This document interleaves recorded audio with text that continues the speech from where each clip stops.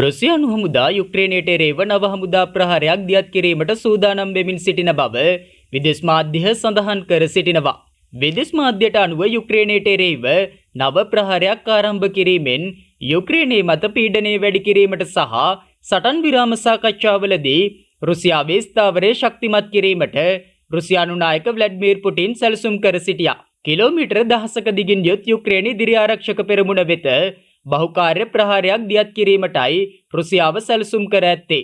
ඔවුන් පෙරමුණේ ප්‍රහාරාත්මක ක්‍රියාමාර්ග සූදානම් කරමින් සිටින අතර එය මාස 6 සිට 9 දක්වා පවතිනු ඇත. එනම් 2025 මුළුල්ලේම පාහේ යනුවෙන් යුක්‍රේන හමුදා විශ්ලේෂක ඔලෙක්සි හෙට්මන් මාධ්‍යයට කියා සිටියා.